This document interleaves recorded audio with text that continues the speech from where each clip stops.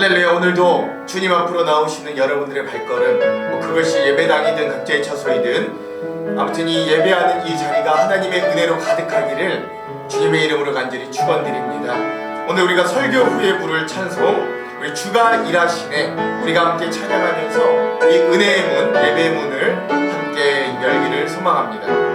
함께 고백합시다. 날이 저물어 갈 때, 날이 저물어 갈 때, 빈들에서 걸을 때, 그때가 하나님의 때. 내 힘으로 안 될 때, 빈손으로 걸을 때, 내가 고백해 여호와 이래. 다시 한번 고백합시다. 날이 저물어 갈 때, 날이 저물어 갈 때, 빈들에서 걸을 때, 그때가 하나님의 때. 내 힘으로 안 될 때, 빈손으로 걸을 때, 내가 고백해 여호와 이래. 주가 일하시네, 주가 일하시네, 주께 아끼지 않는 자에게. 주가 일하시네, 주가 일하시네, 신뢰하며 걷는 자에게. 우리 모인 이곳에, 우리 모인 이곳에 주님 함께 계시네. 누리네 아버지 은혜. 적은 떡과 물고기 내 모든 걸 드릴 때, 모두 고백해 여호와 이래. 주가 일하시네, 주가 일하시네, 주께 아끼지 않는 자에게. 주가 일하시네, 주가 일하시네, 신뢰하며 걷는 자에게. 주가 일하시네, 주가 일하시네, 주가 일하시네, 주께 아끼지 않는 자에게. 주가 일하시네, 주가 일하시네, 신뢰하며 걷는 자. 다시 한번 고백합시다. 주가 일하시네, 주가 일하시네, 주가 일하시네, 주께 아끼지 않는 자에게. 주가 일하시네, 주가 일하시네, 신뢰하며 걷는 자에게.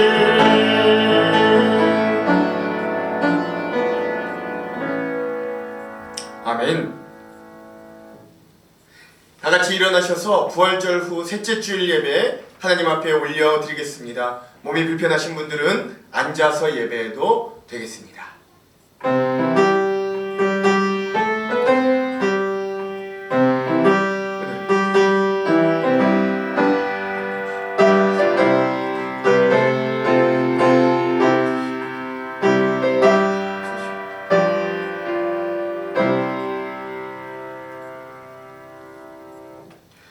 하나님께서 구하시는 제사는 상한 심령이라 하나님이여 상하고 통회하는 마음을 주께서 멸시하지 아니하시리이다. 주의 은택으로 시온의 선을 행하시고 예루살렘 성을 쌓으소서. 그때에 주께서 의로운 제사와 번제와 온전한 번제를 기뻐하시리니 그때에 그들이 수소를 주의 제단에 드리리이다. 아멘. 우리의 겉모습이 아닌 마음의 중심을 원하시는 하나님, 오늘도 우리는 상한 심령을 가지고 주님 앞에 섭니다. 잘 살고 싶었고 믿음으로도 승리하고 싶었으나 우리는 항상 같은 자리, 같은 곳에서 넘어지고 맙니다. 그러나 그 가난한 마음으로 주님을 찾사오니 이 예배 중에 우리를 친히 찾아오셔서 우리의 마음의 은혜를 주시옵소서. 저 십자가 보혈의 치유와 은혜를 바라봅니다. 상에서 떨어진 부스럭이라도 좋으니 주여 우리와 함께하여 주시옵소서. 예수 그리스도의 이름으로 기원하옵나이다. 아멘. 다같이 찬송가 543장 어려운 일 당할 때 함께 찬양합니다.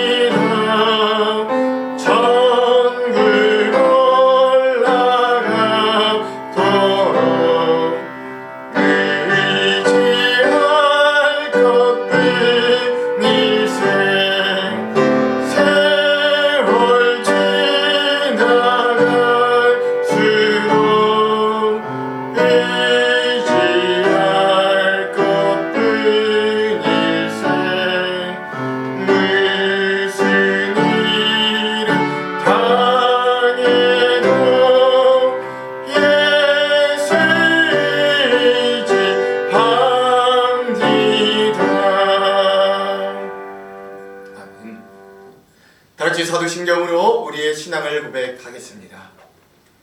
전능하사 천지를 만드신 하나님 아버지를 내가 믿사오며 그 외아들 우리 주 예수 그리스도를 믿사오니 이는 성령으로 잉태하사 동정녀 마리아에게 나시고 본디오 빌라도에게 고난을 받으사 십자가에 못 박혀 죽으시고 장사한 지 사흘 만에 죽은 자 가운데서 다시 살아나시며 하늘에 오르사 전능하신 하나님 우편에 앉아 계시다가 저리로서 산자와 죽은 자를 심판하러 오시리라.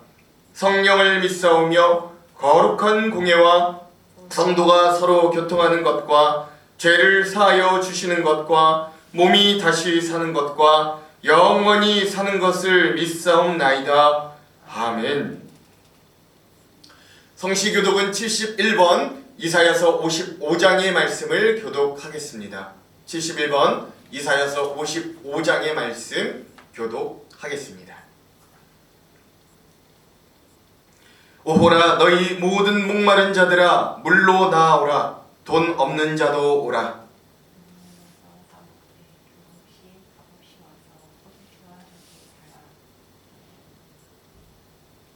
너희가 어찌하여 양식이 아닌 것을 위하여 은을 달아주며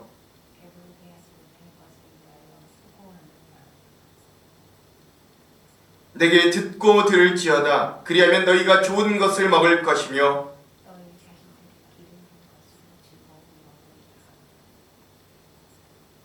너희는 귀를 기울이고 내게로 나와서 들으라. 내가 너희를 위하여 영원한 언약을 맺으리니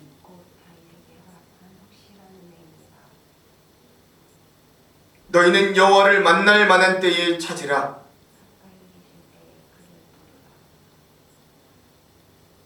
악인은 그의 길을 불의한 자는 그의 생각을 버리고 여호와께로 돌아오라.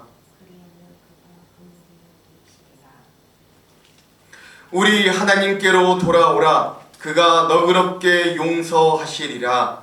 아멘.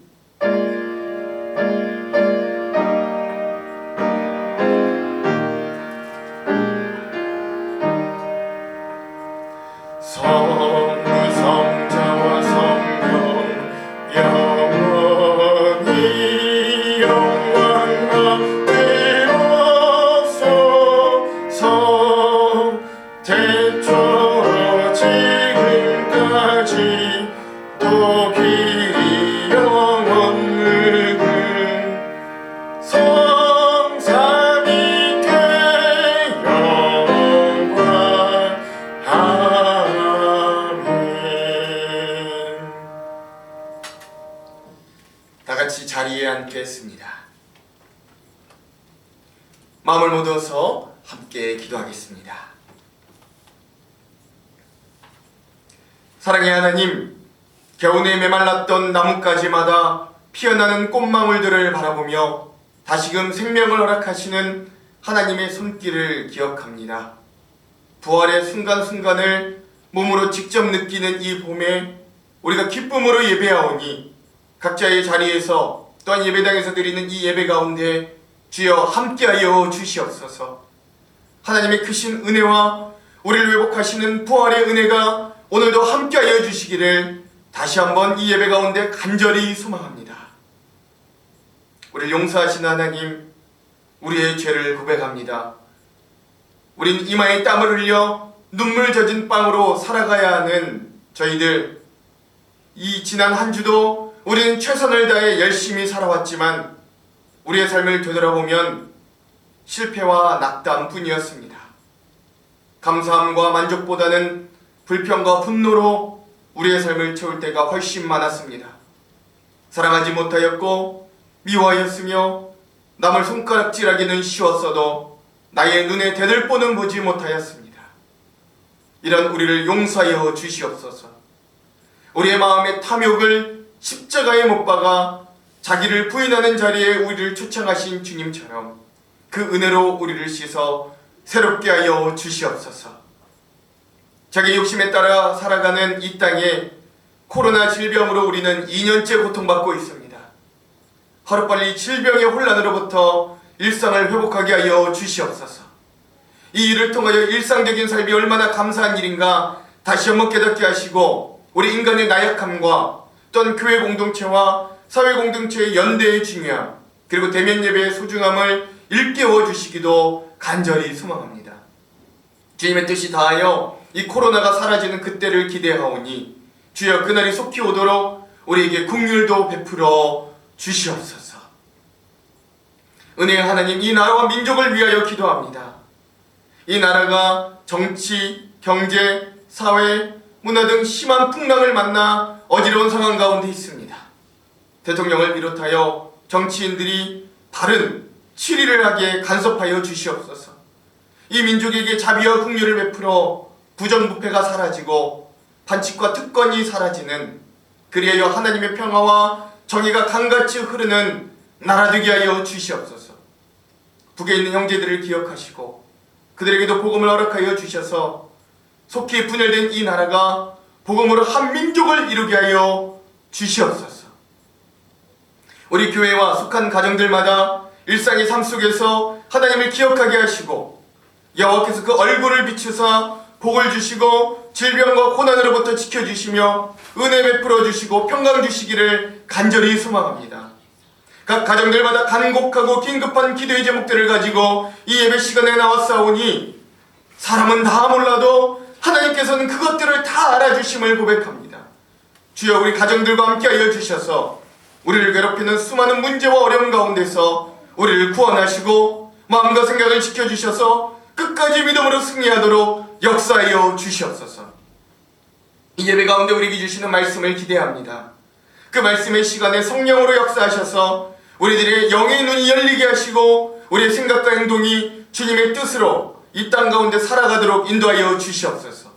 그리하여 우리가 말씀을 듣고 이 예배가 끝나 삶으로 되돌아갈 때는 버려진 십자가를 다시금 등에 지고 기도의 자리, 말씀의 자리를 무릎으로 채워 주님을 다시 십자가에 못 박는 성도가 되지 않도록 주님의 가신 십자가의 길을 따라가는 제자의 삶으로 이끌어 주시옵소서. 각자의 처소에서 예배하는 곳곳마다 하나님의 귀한 은혜와 축복이 가득하도록 함께하여 주시기를 다시 한번 기도합니다. 각 처소에서 온 교우의 마음을 담아 올려드리는 이 예배를 통해 하나님 홀로 영광 받으시고 우리에게는 한 주간 힘차게 살아갈 수 있는 새 힘으로 우리의 삶이 날마다 하나님의 은혜 가운데 거하도록 복을 베풀어 주시옵소서. 이 모든 말씀 예수 그리스도의 이름으로 기도합니다. 아멘.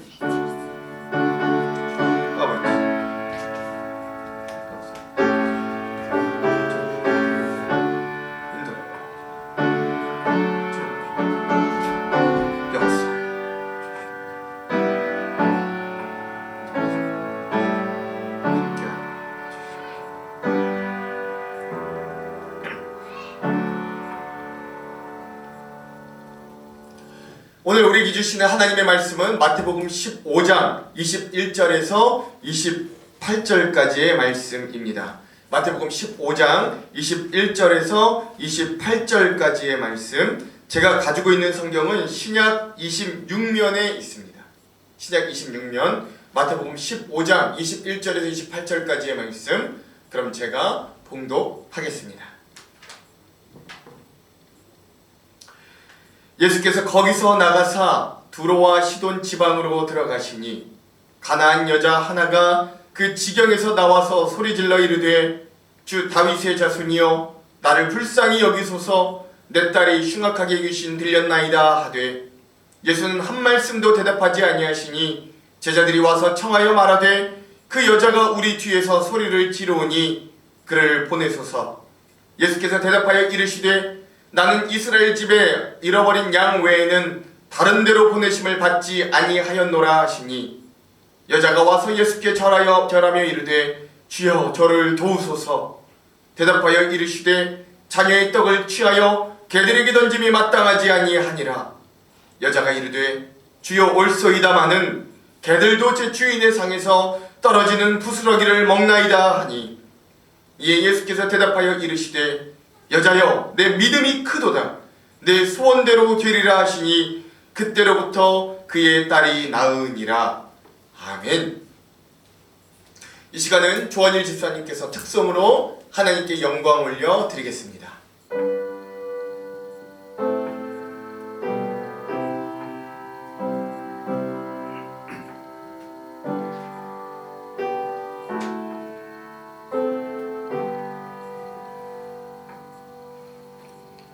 내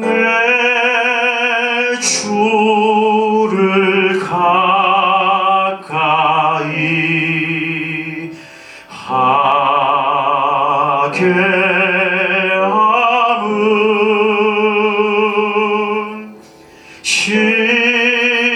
십자가 짐 같은 고생이나 내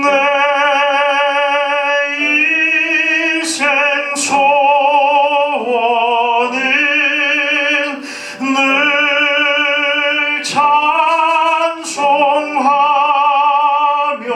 찬송하면서 주께 더 나아가기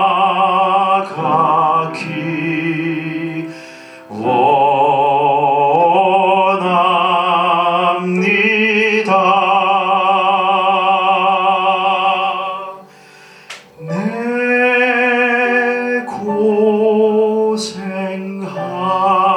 고생하는 것 옛 야곱이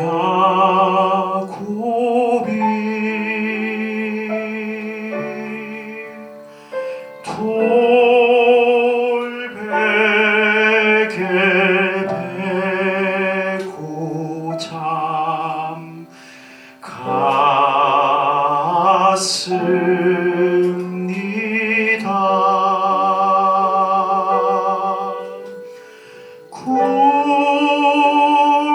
꿈에도 소원이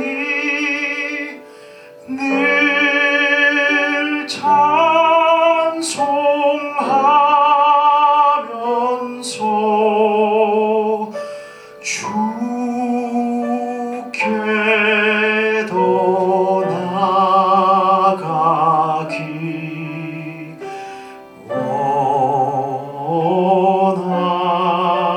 원합니다.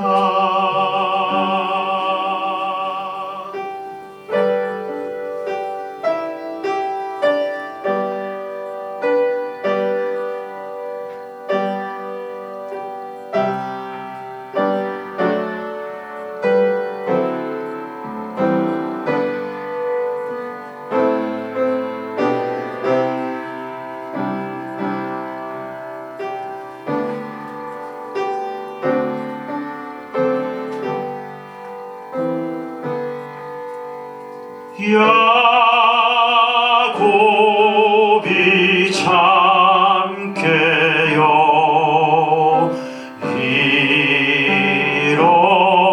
일어난 후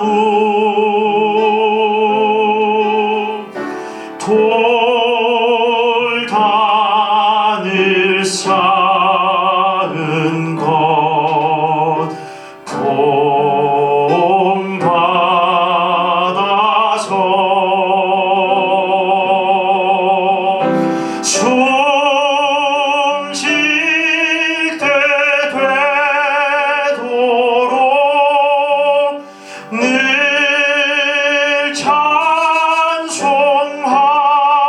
찬송하면서 주께 더 나아가기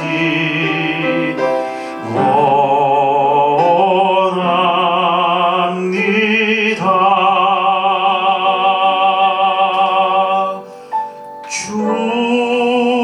주께 더 나아가기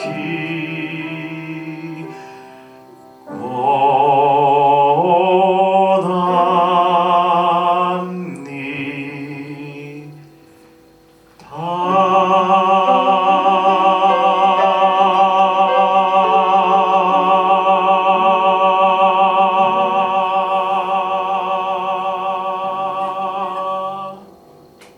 아멘. 우리 하나님께 영광의 박수를 올려드리겠습니다. 아멘. 할렐루야. 할렐루야. 오늘도 살아 역사하시는 하나님의 은혜가 저와 여러분들의 삶 위에, 특별히 각자의 자리에서 또 예배당에 나와서 예배하는 우리 모두 위에 함께 하시기를 주님의 이름으로 축원드립니다. 우리 옆에 있는 분들과 함께 인사하고 말씀의 은혜 나누기를 소망합니다. 하나님이, 우리 이렇게 한번 인사합시다. 하나님의 역사는 오늘도 계속됩니다. 한번 이렇게 인사하겠습니다. 시작.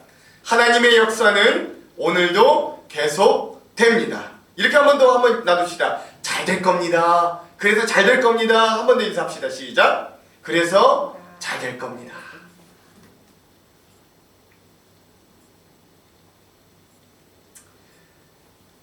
설교를 시작하기 전에 제 예전 일에 대해서 한번 좀 나누기를 원합니다.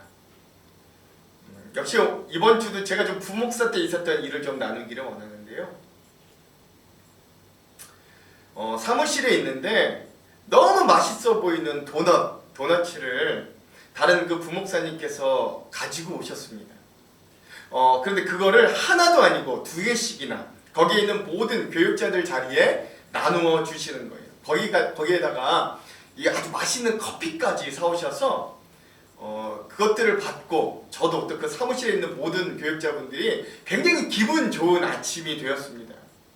그러면 여러분, 저와 이제 같이 생활하시는 분들은 좀 아는데, 저는 항상 무엇인가를 얻어먹을 때 꼭 그 출처를 물어봅니다. 이게 출처가 어디서 나왔는지를 알아야 뭐 감사할 수도 있고 기도도 할 수 있어서 꼭 그 뭔가를 얻어먹을 때 그 출처가 어딘지를 꼭 물어봅니다. 그래서 그날도 어김없이 그 도넛 그리고 그 커피의 출처를 물어보았더니 그 목사님이 그렇게 대답해 주시더라고요.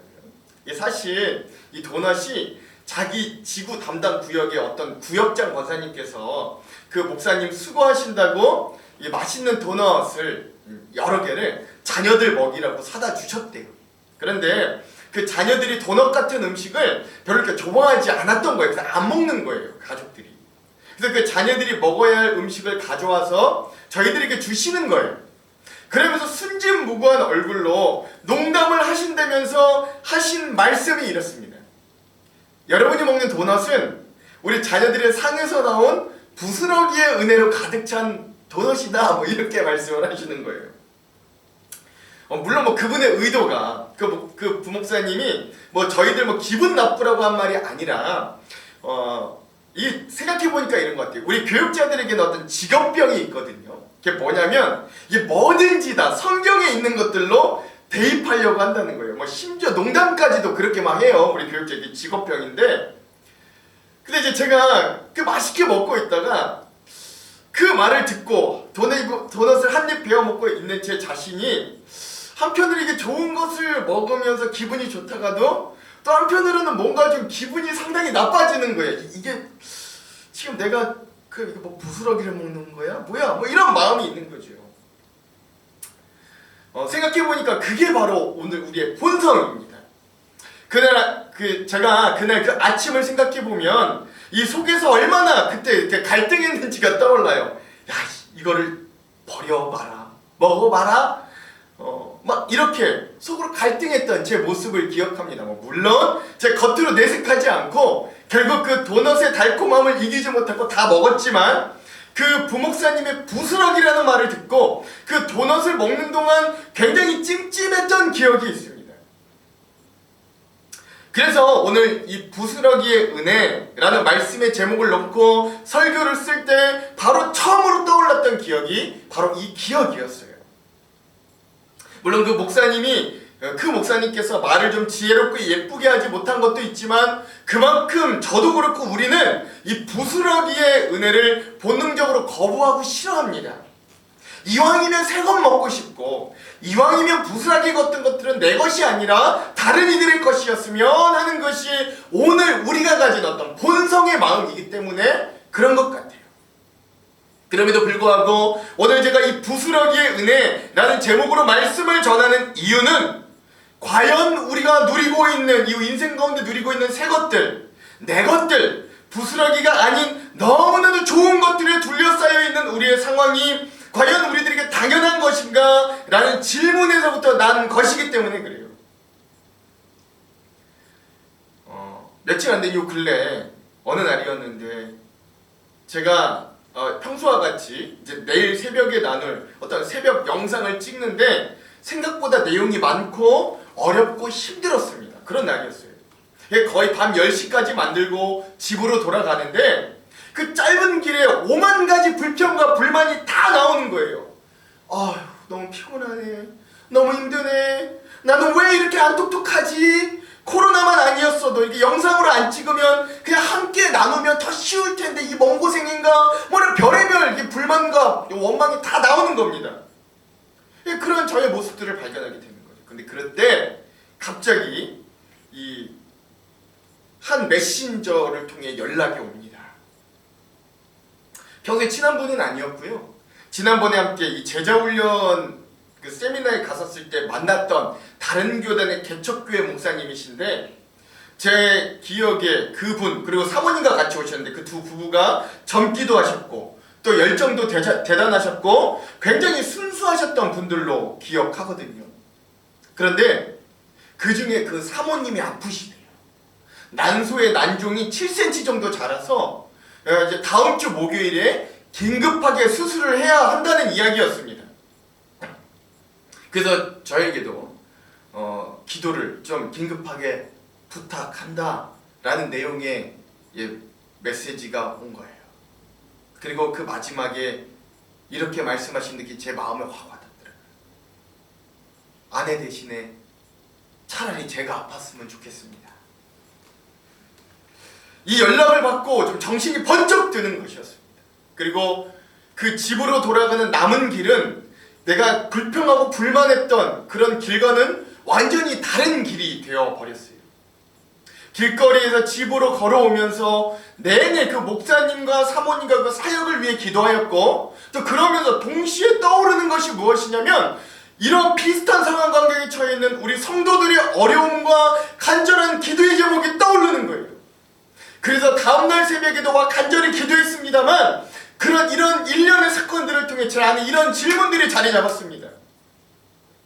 과연 나는 나에게 그 연락해 주셨던 그 어려움을 당하고 있는 저 목사님 부부처럼 개척교회만큼 힘들고 절박하게 목회하지도 않는 목회자이면서 그 예배에 이렇게 안정적으로 안일하게 목회하면서 또 한편으로 생각해보면 이 코로나로 인해서 심한 어려움 가운데 처해 있는 우리 성도들의 가정이 한두 가정이 아닌데, 그런데 나는 이 코로나 중에서도 비교적 건강하고 비교적 행복하고 비교적 잘 지내면서 불평하고 불만을 토해낼 자리가 과연 나에게 있는가?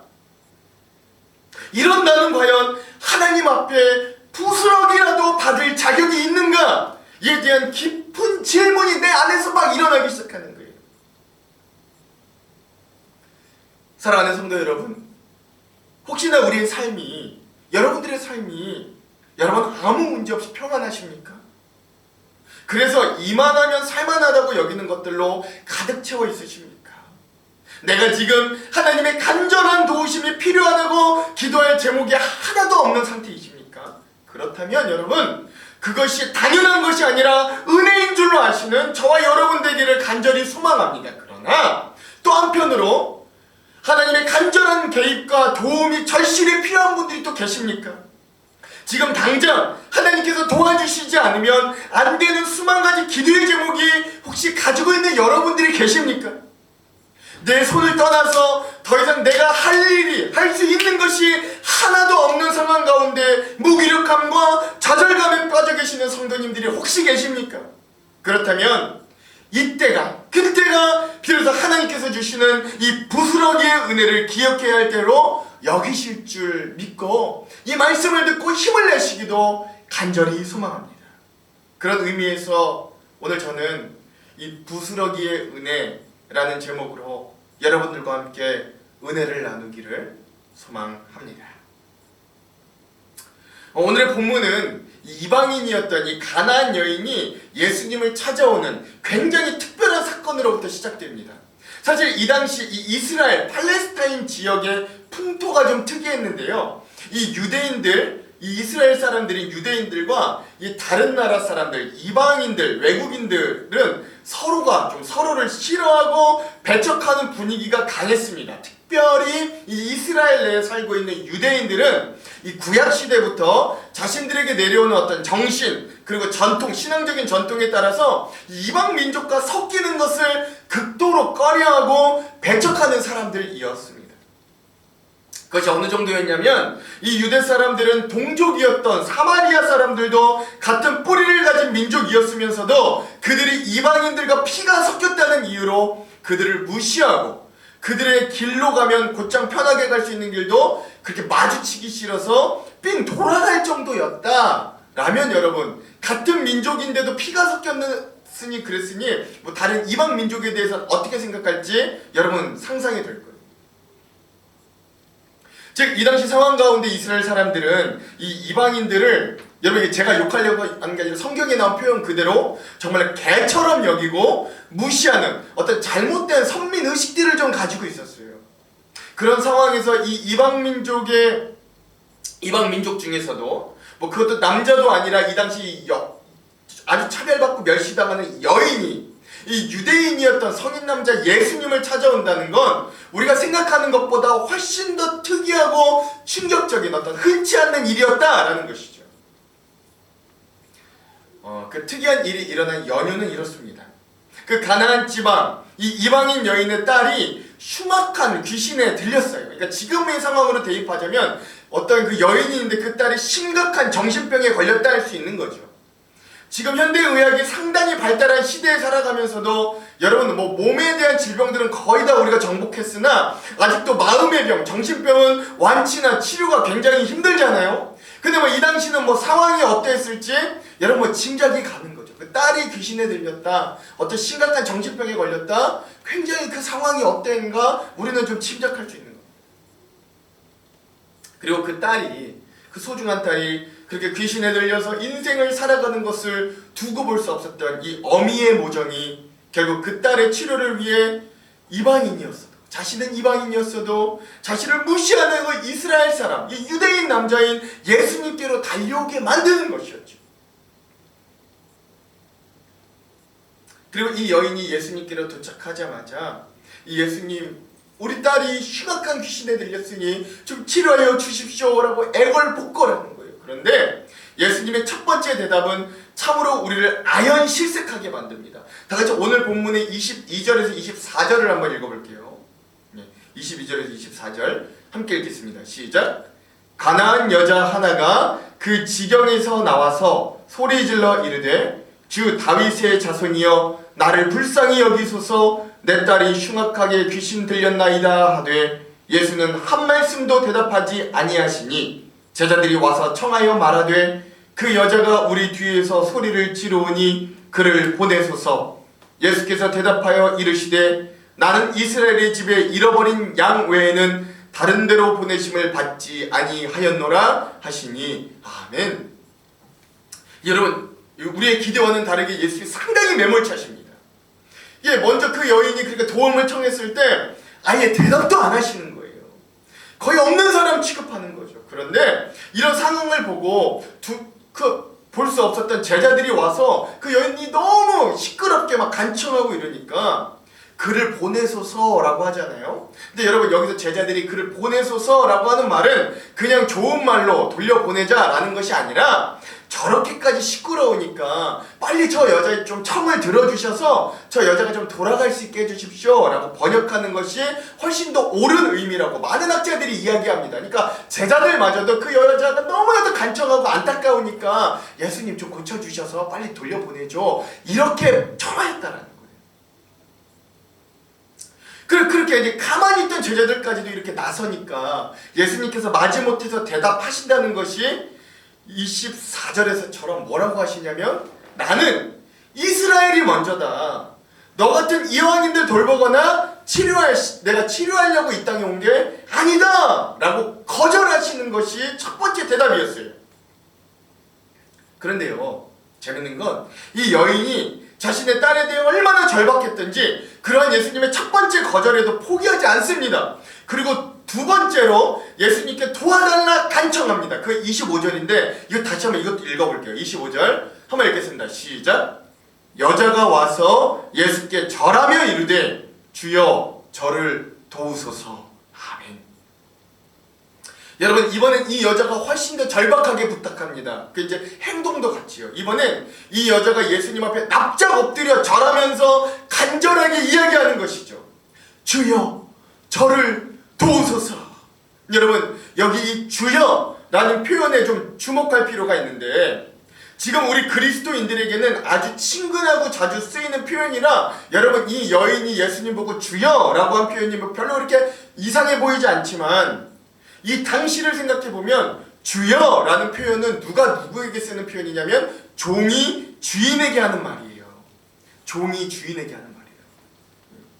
즉, 그리고 또한 이 여인이 뭐 하면서 이 부탁을 했어요? 엎드려 절하면서 예수님께 부탁했다고. 이 모든 행동들이 다 누가 누구에게 하는 행동이냐면 종이 주인에게 하는 행동을 하고 있는 거예요. 즉, 이 가나안 여인은 지금 이 콧대 높은 유대인 예수님 앞에서 내가 당신의 종이 되어도 좋으니 제발 우리 딸을 좀 고쳐달라고 애원하고 있는 거예요. 여러분 생각해 보십시오. 이쯤 되면 좀 고쳐주실 만하잖아요. 이쯤 되면 좀 고쳐주실 만하잖아요. 그런데 예수님은 여기에서 아주 그 여인에게 치명타를 날리십니다. 그게 26절인데 이것도 한번 읽어볼게요. 26절. 예수님의 두 번째 대답이에요. 한번 읽겠습니다. 시작. 대답하여 이르시되 자녀의 떡을 취하여 개들에게 던짐이 마땅하지 아니하니라. 이거 굉장히 충격적인 대답입니다. 개와 같은 이방인 너 가나안 여인에게는 내가 능력이 아무리 많아도 절대 나눠주지 않겠다. 너의 흉악한 귀신 들린 딸은 안타까우나 나는 이스라엘 백성들을 치료해주지 그 치료가 너희 개와 같은 이방인들을 향하여 가게 하지는 않겠다. 이런 거의 선전포고와 같은 대답을 예수님이 하시는 거예요. 여러분 같으면 어떻게 했습니까? 여러분 같으면 이 대답을 들었다면 여러분들은 어떻게 하시겠어요? 근데요, 이 여인 참 대단합니다. 이 여인의 모성애 그리고 믿음은요, 우리가 생각했던 것보다 훨씬 다르던 것 같아요. 이 여인은 그 모든 것들을 굴복하지 않고 자기 자식의 회복에 대해 결코 포기하지 않는 거예요. 그리고 아마도 내 삶에 대한, 내 딸에 대한 답은 이 예수밖에 없다고 여겼던 것 같아요. 그러니까 절박한 절벽 앞에 서 있는 거죠. 또 하나, 이 여인이 대안으로서 예수님을 넘어 분명히 이분만이 우리 딸을 고칠 수 있다고 확신했던 것도 같아요. 그 증거 중에 하나가 뭐냐면, 여러분 아까 우리가 함께 읽었던 22절에 우리가 대수롭지 않게 여기며 넘어갔던 한 부분이 또 있는데, 그게 뭐냐면 이 여인이 예수님을 부를 때 다윗의 자손 예수여 라고 불렀다는 거예요. 여러분, 여기에서 이 다윗의 자손이라는 말은 단순한 당신이 왕손이다, 왕의 후손이다 라는 뜻이 아닙니다. 이 다윗의 자손이라는 표현 안에는 이 당시 사람들이 그렇게 원하였던 메시아상을 담고 있었던 것이에요. 즉, 예수님 당신은 우리를 구원할 메시아다 라는 강력한 믿음의 표현이 이 다윗의 자손이라는 표현에 담겨 있는 거예요. 그러니까 아무에게나 이 표현을 쓰지 않는 거예요. 그리고 결국 이 여인은 그런 믿음의 표현을 요즘말로 영끌한다 그러죠. 아주 있는 것 없는 것을 다 끌어모아서 마지막 세 번째로 그 매몰찬 예수님의 거절에 거의 욕과 같은 모욕적인 그 말에도 세 번째로 이렇게 고백하는데, 다 같이 그 고백 27절의 말씀을 한번 읽어볼게요. 오늘 본문의 핵심적인 구절입니다. 27절 한번 읽겠습니다. 시작. 여자가 이르되 주여 올소이다마는 개들도 제 주인의 상에서 떨어지는 부스러기를 먹나이다 하니 아멘. 이 가나안 이방 여인은 예수님의 노라는 대답에 자신도 믿음으로 노 할 수 있는 진정한 믿음의 사람이었어요. 그녀의 믿음은 무엇으로도 포기시킬 수 없었고 무엇으로도 낙담시킬 수 없었습니다. 그리고 무엇보다 이 여인은 그 부스러기의 은혜를 아는 여인이었어요. 그러자 이번엔 예수님이 드디어 손드시는, 예수님이 항복하시는 장면이 등장합니다. 여러분, 예수님이 손드셨다, 항복했다, 불경한 표현이 아니라 여러분 잘 알아들으시기 바랍니다. 여러분, 그 대답이 어떤지 28절을 한번 볼게요. 이 28절이 있어 얼마나 다행인지 몰라요. 28절 한번 읽겠습니다. 시작. 이에 예수께서 대답하여 이르시되 여자여 내 믿음이 크도다. 내 소원대로 되리라 하시니 그때로부터 그의 딸이 나으니라. 아멘. 결국 예수님도 이 마지막 세 번째 대답하실 때는 더 이상 그 여인에게 거절하시거나 그녀를 모욕하지 않으시고 그녀의 소원대로 그녀의 딸에게서 그 흉악한 귀신이 나가도록 치료하는 기적을 드디어 베풀어 주십니다. 거기에 이 여인을 굉장히 칭찬하시는, 아주 극찬하시는 주님의 모습도 덤으로 발견할 수 있는 거예요. 이것이 작게는 이 한 가나안 이방 여인의 딸이 치료받는 기적의 이야기로 읽혀질 수도 있는데, 여러분 이 부분을 통해서 많은 학자들과 목사님들이 이 예수 그리스도의 복음이 예루살렘과 온 유대 땅을 넘어서 가나안, 즉 이방 성교로 나아가는데 굉장히 중요한 변환점이 되는 사건이다라고 평가하고 있다라는 것도 여러분 기억하시면 됩니다. 그러니까 누구로 인해서 그런 전환점이 일어나요? 물론 예수님이 하시지만 그 가나안 이방 여인, 이 당시 이스라엘 사람들에게는 개와 같다고 여겨졌던 그 작고 연약했던 그 여인을 통해서 복음이 이방 민족을 향하여 가나안 땅을 향하여 열려지는 역사들도 일어나게 되는 거예요. 사랑하는 성도 여러분, 오늘 우리가 이 부스러기의 은혜에 그래서 좀 집중하기를 원합니다. 이 이방인 여인, 개처럼 취급당하고 심지어 개라고 표현받았던 이 여인의 믿음, 그 믿음에 여러분 집중하기를 원합니다. 여러분 제가 이 부스러기라는 단어의 사전적 의미를 찾아보니까 이 부스러기라는 말에 이런 의미가 있더라고요. 이 여인이 사용했던 부스러기요. 이 부스러기가 기본적인 의미에서는요, 잘게 부스러기 찌꺼기를 그 부스러기라고 한다고 합니다. 두 번째는 또 무슨 의미가 있냐면, 부스러기라는 말 안에는 좋고 쓸만한 것은 골라내고 남은 물건, 뭐 찌꺼기 같은 거죠. 그걸 부스러기라고 하기도 하고요. 세 번째 뜻은 뭐가 있냐면, 하찮은 일이나 사물을 비유적으로 이르는 말을 부스러기라고 한다고 합니다. 즉 종합해 보자면 이 부스러기라는 것은 누가 먹고 남긴 것, 즉 처음부터 내 것은 아니었던 것, 온전한 덩어리에서 떨어져 나온 소수의 것, 즉 파괴되고 뜯겨진 것, 이런 것들을 의미한다라고 할 수 있어요.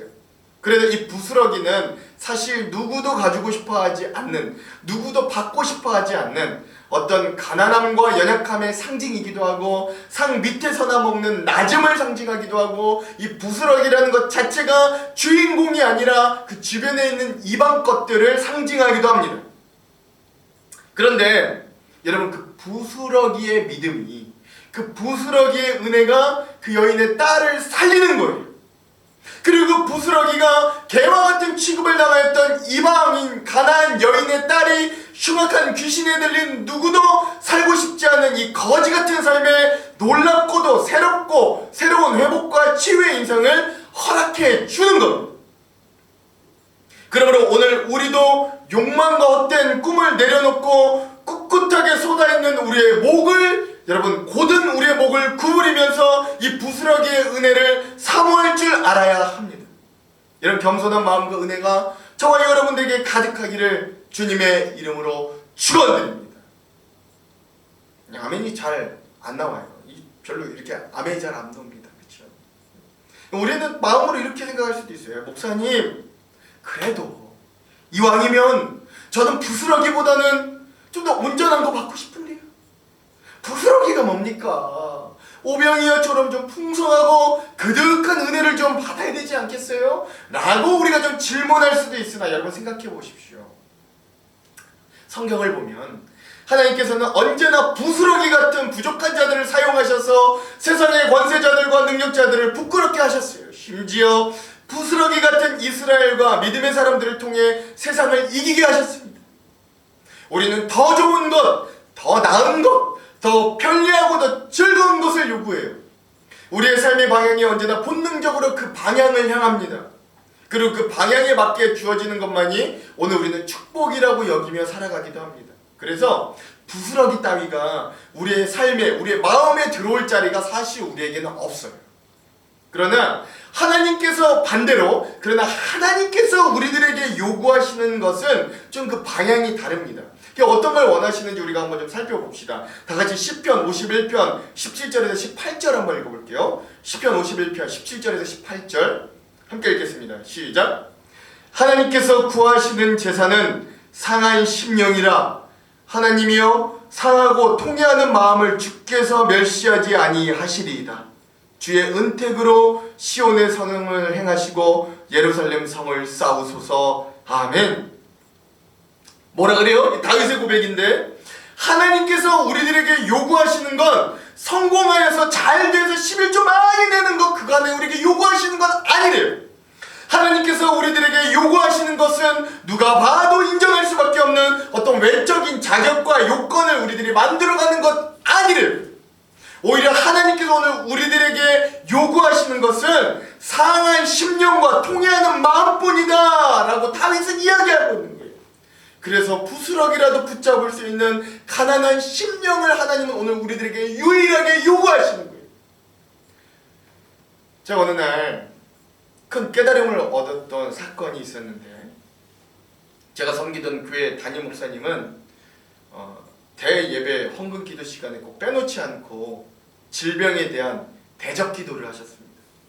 그것도 꼭 자기 손으로, 그 환부의 손을 얹고 기도할 때 치료해 주십시오 라고 기도하시고, 그 이후에 꼭 이 대적 기도를 하시는 거예요. 뭐냐면, 내가 예수 그리스도의 이름으로 명하노니 모든 질병을 떠나갈지어다. 예, 이 기도를 한 주도 빼놓지 않으시고 헌금 기도마다 하셨습니다. 처음에 그 교회 가서 처음에 그 교회 부임해서 예배하는데 좀 그 기도가 그렇게 저한테 신경 쓰이는 거예요. 그리고 제 마음 한켠에 이런 마음이 드는 겁니다. 아니 뭐 여기가 기도원도 아니고, 요즘 시대가 어떤 시대인데 아직도 이런 기도를 하네. 목사님 뭐 좀 촌스러운데 이거 세련돼 보이지도 않는데 저 기도 좀 안 하시면 안 되나? 그냥 하나님한테 질병 좀 치료해달라고 기도하면 안 되나? 뭐 이런 생각이었어요. 그리고 또 하나, 그 목사님은요, 그렇게 그 교구 담당 부목사님들에게 방문 신방을 요구하셨어요. 하루에 3집에서 많게는 5집 꼭 방문 신방하도록 압박하시고 숙제 내주셨습니다. 처음에는 그게 그렇게 그 시대착오적인 목회라고 여겨지고 안 할 수 없어가지고 막 힘들게 하기 싫은 마음 억지로 꾸역꾸역 참으면서 안 할 수 없으니까 억지로 하는 거예요.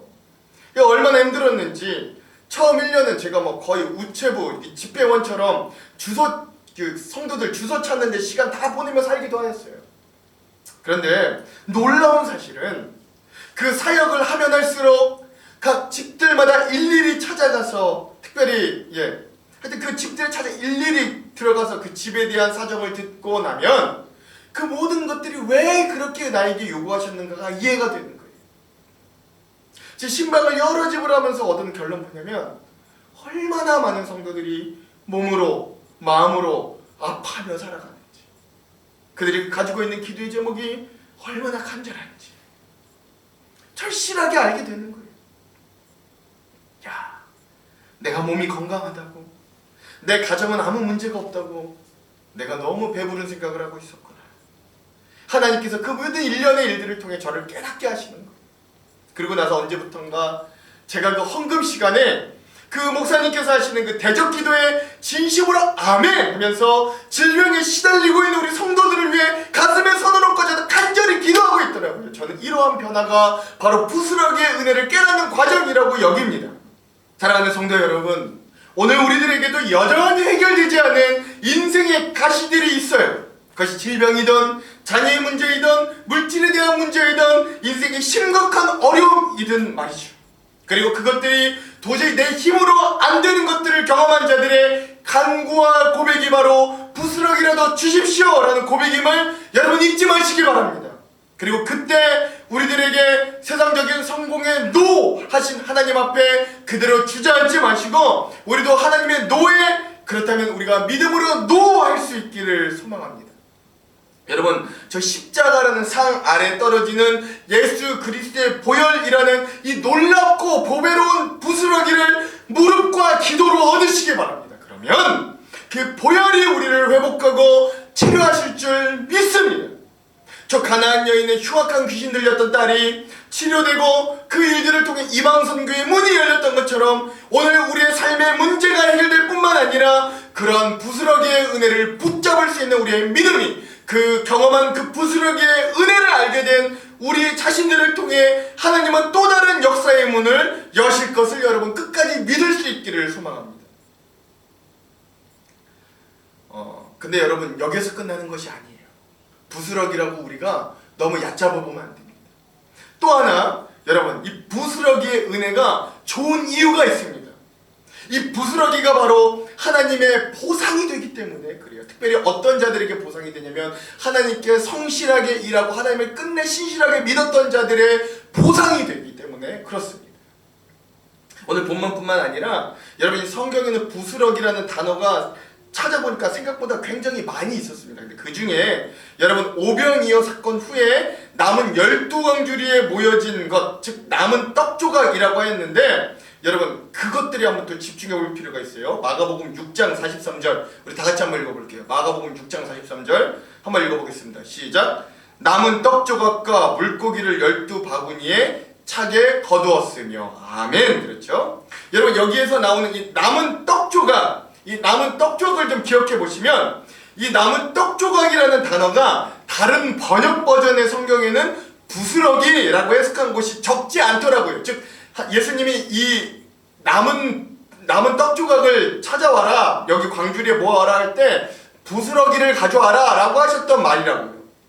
즉 여러분 부스러기의 은혜는 치유하고 치료하시는 것뿐만 아니라 주님의 일을 감당했던 사명자들에 대한 하나님의 보상을 의미하기도 하는 거예요. 제가 전에 여러분 혹시 기억나시는지 모르겠는데 오병이어에 대한 설교를 하면서 왜 예수님께서 굳이 12광주리로 남기셨나 얘기했던 것 혹시 기억하십니까? 예. 여러분 연유가 이렇죠. 생각해 보십시오. 장정만 5,000명, 즉 아이들과 여인들까지 포함하면 그 오병이어 사건에 있었던 사람이 거의 15,000명에서 20,000명 달하는 사람들을 먹이는 사건이에요. 즉 예수님으로부터 시작해서 예수님이 축사하시고 12 제자들에게 이것을 나눠주도록 하셨다라고 했거든요. 그러니까 생각해 보십시오. 이 12 제자들은 거의 20,000명 가까운 사람들에게 이걸 나눠주기 위해서 이 식사 시간 내내 고생하고 수고했을 거라고요. 그래서 이 20,000명은 장정만 5,000명, 이 20,000명은 배부르게 자기가 원하는 대로 먹어서 즐거웠을지 모르나 그 일이 가능하도록 섬겼던 이 12 제자들은 굉장히 허기지고 지쳤을 거예요. 밥 먹을 시간이 없었을 겁니다. 그런데 그때 예수님은 그 남은 떡조각, 즉 그 부스러기를 모으게 하시고 그것을 광주리에 가득 채워서 열심히 일하고 그래서 허기진 제자들에게 주시는 거죠. 그래서 딱 12광주리였습니다. 물론 이 남은 12광주리에 대한 더 많은 해석들이 있습니다만 저는 남아있는 이 12광주리에 대한 여러 해석 중에 이 해석이 가장 마음에 와닿고 좋습니다. 왜냐하면 하나님은 그 부스러기를 통해 자신의 사역자들을 잊지 않으심을 기억해 주기 때문인 것이죠. 그러므로 사랑하는 성도 여러분, 꼭 큰 빵은 아니어도 새 것은 아니어도 하나님이 오늘 우리를 향하여 남겨주신 이 12광주리의 남은 떡조각들, 이 부스러기들의 은혜가 오늘 우리들에게도 보상으로 임하기를 주님의 이름으로 축원드립니다. 다른 자들은 자기의 원하는 만큼만 받았을지 몰라도 이 제자들은 광주리로 받았어요. 이런 은혜가, 이런 이 부스러기의 은혜가, 이 부스러기의 보상이 저와 여러분들에게도 가득하기를 주님의 이름으로 축원드립니다. 여러분 부스러기라고 무시하면 안 돼요. 끝날 줄 알았죠. 근데 또 마지막 하나 더, 이 부스러기의 은혜가 좋은 이유가 또 하나 있습니다. 그것은 이 부스러기의 은혜가 우리의 마음과 생각을 변화시키기 때문에 그래요. 오늘 가나안 여인이 예수님께 하였던 말들을 좀 우리가 한번 되돌아봤으면 좋겠습니다. 여러분 이 여인이요, 가나안 여인, 즉 이방 여인이었음에도 불구하고 예수님을 뭐라고 고백하냐면 다윗의 자손이요 라고 할 만큼 이가 이방인에서 이제는 구원받는 자의 믿음의 사람으로 마음이 변화되었어요. 또 하나, 이 여인은 자신에게 매몰차게 거절하시는 예수님 앞에서도 주님의 말이 옳습니다, 주님의 말이라면 옳습니다 라고 인정할 수 있는 어떤 인식의 변화를 가져왔어요.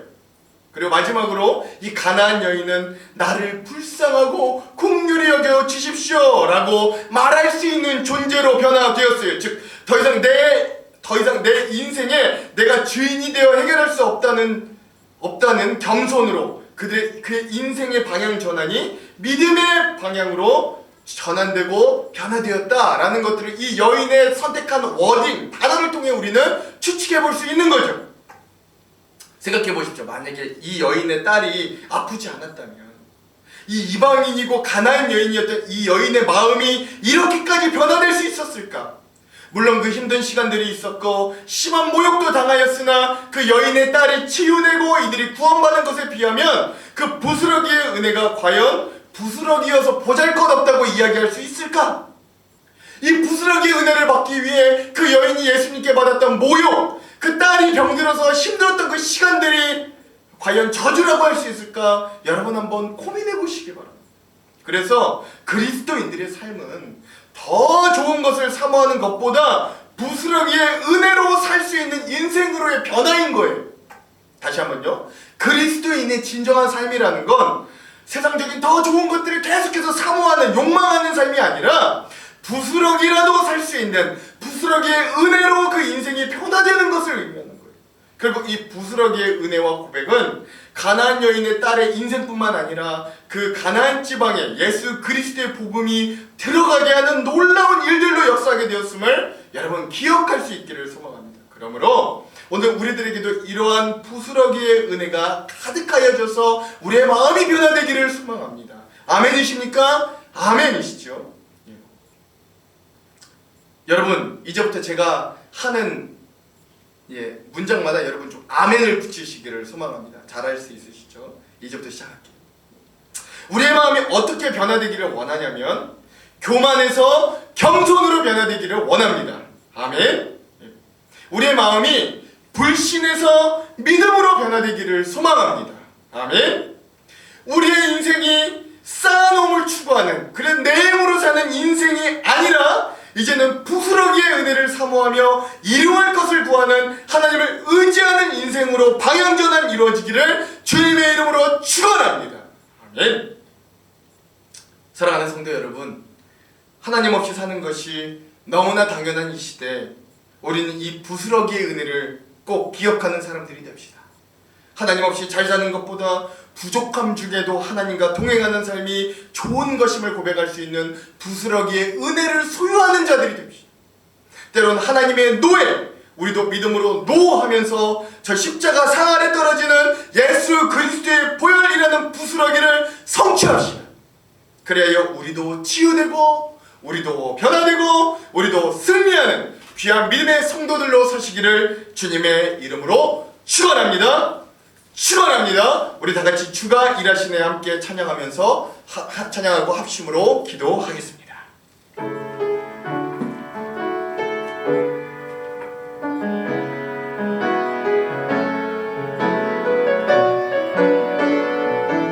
다 같이 믿음으로 고백합시다.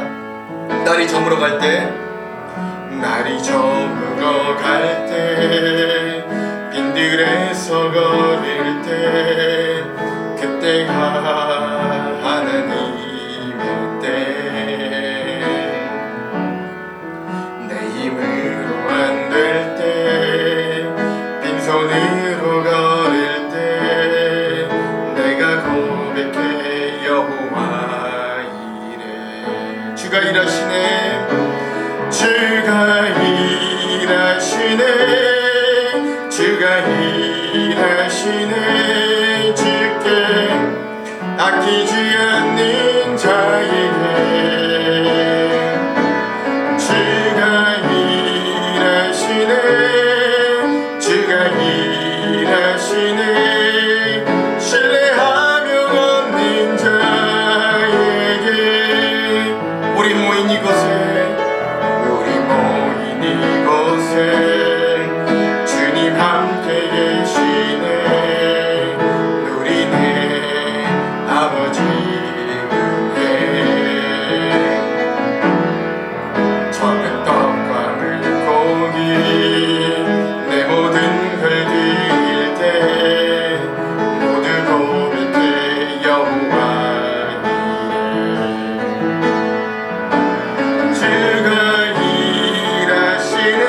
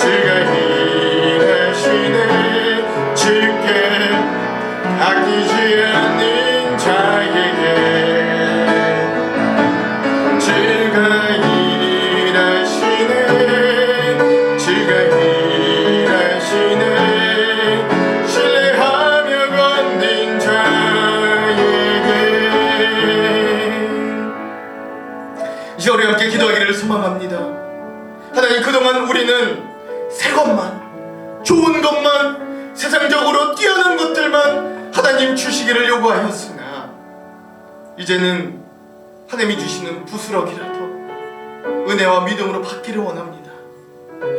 사실 내 자신의 모습을 기억해보면 겨자씨만한 믿음도 못하는 이 믿음을 가지고 하나님께 구하는 것만 컸던, 욕심만 많았던 우리의 모습을 고백할 수 없으나, 그러나 주님이 주신 부스러기는 세상의 좋은 것과 비교할 수 없음을 알게 하시고, 오늘 우리의 마음이 낮아지고 겸손하여져서 이 부스러기의 은혜를 알게 하시고, 이 부스러기 같은 은혜를 통하여 우리를 치유하시고 변화시키시며 우리에게 보상하시는 주님을 만나게 하여 주십시오. 하나님, 우리가 이 부스러기의 은혜를 통하여 세상 사람들과는 다른 사람들, 다른 방향으로 가는 사람들, 교만에서 겸손으로, 불평에서 감사로, 하나님, 내 힘과 내 뜻이 아니라 하나님의 은혜로 살아가는 귀한 사람들이 되게 하여 주시옵소서.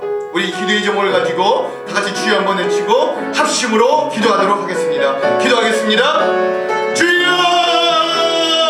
하나님, 오늘 우리의 삶에 임하시는 이 하나님의 예수 그리스도의 부스러기 은혜를 우리가 기억하며 나아갑니다.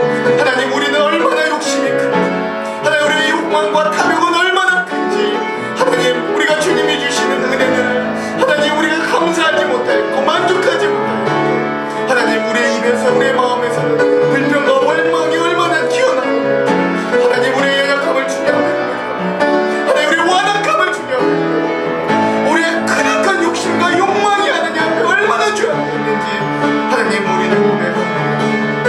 그러나 주님, 포기하지 않고 주님을 끝내 붙잡았던 이 가나안 여인처럼, 이 솔로몬에게 여인처럼, 하나님, 그 상에 떨어지는 부스러기라도 내가 붙잡고 나아가면 내 딸이 낫겠습니다. 내 인생이 달라지겠습니다. 믿음으로 끝내 고백하였던 이 여인의 믿음을 우리에게 허락하여 주십시오.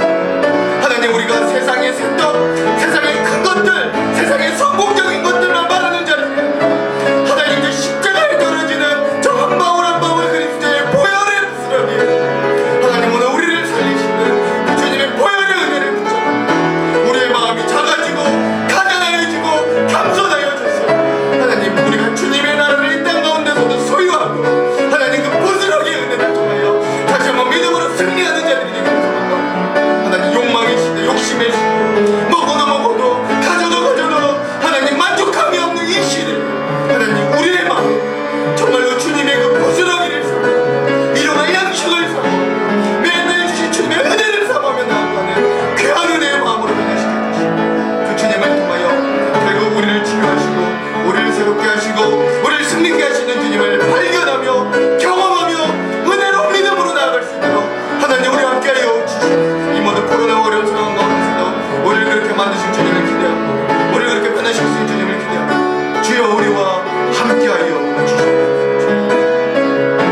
우리를 그렇게 변화시켜 주시옵소서. 인도하여 주시옵소서. 하나님,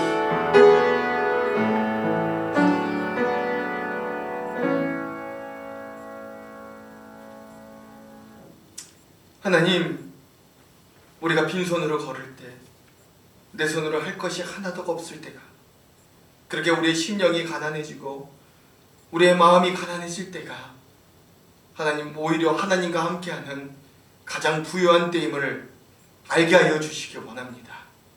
우리의 눈과 마음과 시선은 세상에 가득 차 있는 저 욕망과 하나님 더 좋은 것들, 더 맛있는 것들, 더 화려한 것들을 향하지만, 오늘 우리들에게 저 부스러기의 은혜를 알 수 있는 눈과 시선을 주셔서 오늘 저 십자가에 떨어지는 예수 그리스도의 십자가 보혈, 그 보혈을 의지하여 세상은 그것을 부스러기로 여기고 아무것도 아닌 것으로 우리를 비웃지만, 우리는 저 부스러기 같은 저 십자가의 보혈을 붙들고 우리의 삶을 일으키실 주님을 기대하며 우리가 믿음으로 승리하도록 인도하여 주시옵소서. 그래요 주님, 우리가 이 부스러기의 은혜를 깨달아 우리의 삶을 치료하시는 주님을 만나게 하시고 우리의 삶에 믿음으로 보상해 주시는 하나님을 경험케 하여 주시고 우리의 마음을 변화되게 하시는 그 하나님과 함께 하나님 세상 가운데서도 하나님의 나라를 확장해가며 믿음으로 승리하는 주님의 자녀들 다 될 수 있도록 주님 우리 한영록교회를 이 말씀 가운데서는 우리 모두를 주여 축복하여 주시옵소서. 다가오는 한 주도 그렇게 하실 주님을 기대하오며 예수님 이름으로 기도합니다. 아멘. 이 시간은 예물 드리는 시간입니다. 여러분 준비하신 예물 하나님께 올려드리시길 바랍니다. 온라인 예배 중에 있으니 여러분들 온라인 예배로 드리시는 분들에게는 또 방법을 안내해 드리겠습니다. 기억하여 주시기도 원합니다. 그러면 먼저 그 나라와 의를 구하라 1절 부르시고 기도하겠습니다.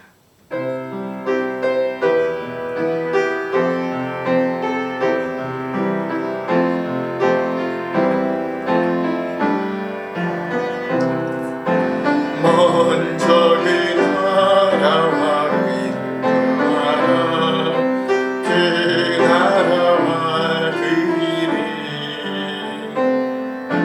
그리하면 이 모든 것을 너희에게 더하시리라.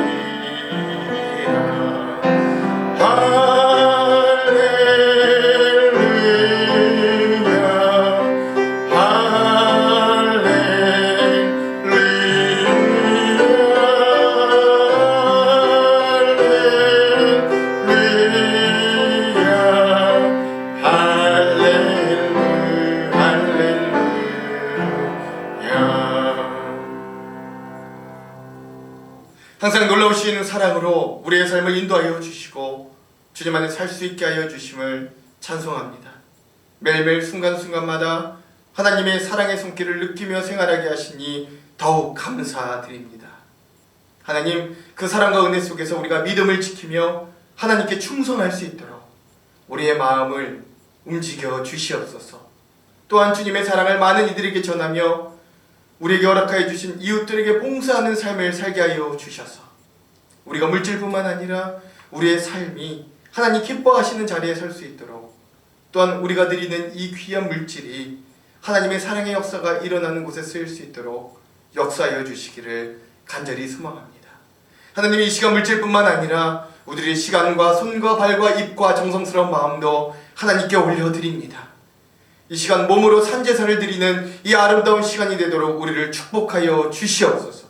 기쁨으로 드리는 이 감사의 시간을 주님께서 축복하여 주셔서 우리의 삶이 더욱 보람있고 의미 있는 삶이 되게 하시고 우리 모두 선한 마음으로 살려고 다짐하는 가난한 마음으로 부스러기의 은혜를 알고 살아가는 봉헌 되게 하여 주시옵소서. 주님 간절히 기도합니다. 건강이 없는 곳에 우리에게 건강 허락하여 주시기를 간절히 소망합니다. 우리의 환부의 손을 얹고 기도할 때마다 여호와 라파 하나님의 은혜를 허락하여 주셔서 주님 치료하여 주시옵소서. 저 모든 질병과 병마를 이기시는 예수 그리스도의 이름이 우리에게도 임하도록 역사하여 주시옵소서. 또한 물질이 없는 곳에 풍성한 은혜도 더하여 주시고 넉넉한 손길을 허락하여 주셔서 주님이 주시는 만나와 매출하기를 우리를 지키시는 불기둥과 구름기둥을 때에 따라 내려주시는 이른비와 늦은비를 경험하며 살아갈 수 있도록 우리에게 함께하여 주시옵소서. 한 주간도 새로운 인생을 허락하여 주실 터인데 그 삶이 나의 시간, 나의 것이 아님을 알게 하시고 합력하여 선을 이루실 주님의 시간에 우리의 인생을 맞추게 하여 주시옵소서. 우리가 예수 그리스도 안에서 찾고 구하고 두드릴 때마다 찾아지고 구해지고 열려지는 은혜도 허락하여 주시옵소서. 예수님 이름으로 기도합니다. 아멘. 교회 소식을 알려드리겠습니다. 오늘은 부활절, 부활 후 셋째 주일입니다. 성경으로 떠나는 즐거운 성경 여행 통독이 온라인으로 계속 진행 중에 있습니다. 우리 온 성도가 다 같이 말씀을 읽고 깨닫고 그래 힘을 얻는 이 코로나 중에서 힘을 얻는 귀한 시간으로 채우시기를 소망합니다. 교우 소식 있습니다. 여러분 이승호 장로님의 자제이신 아들이신 우리 이준수 성도님, 또 우리 최생임 집사님의 아들인 우리 오동건 청년이 우리 13일 날 또 군대를 무사히 제대하였습니다. 여러분 축하해 주시고 또 격려해 주시고 또 만날 때 밥 한 끼도 사주시기를 또 소망합니다. 우리가 이들 때문에 발 뻗고 잘 수 있었던 거예요. 여러분 그거 기억하시고 꼭 격려해 주시고 또 응원해 주시기도 부탁드립니다. 네, 4월 생일 축하자 또 그 외에 또 교회 소식들은 주보를 참조하시면 되겠습니다. 그러면 다 같이 일어나셔서 보라 너희는 두려워 말고 함께 찬양하겠습니다.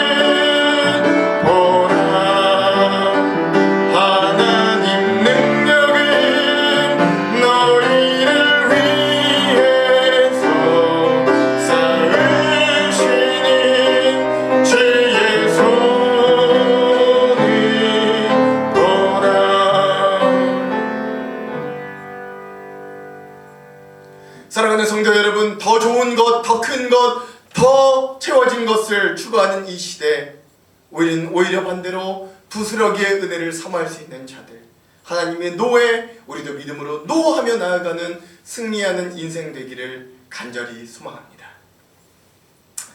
지금은 부스러기의 은혜로 우리를 치료하시는 예수 그리스도의 한량없으신 은혜와 우리에게 상한 심령과 가난한 마음을 요구하시는 하나님 아버지의 지극하신 사랑하심과 우리가 포기치 않고 주님을 찾도록 이끄시는 성령님의 감화감동 역사인도 충만 조명하심이 불평과 불만 대신 부스러기의 은혜를 회복하며 새로운 믿음의 승리를 하리라 다짐하는 모든 성도들 머리머리 위에, 이들의 삶과 가정과 일터 사업체 위에, 이 나라와 이 민족 위에, 전염병으로 고난받는 모든 자들 위에 이제로부터 영원토록 함께 하시기를 간절히 축원하옵나이다. 아멘.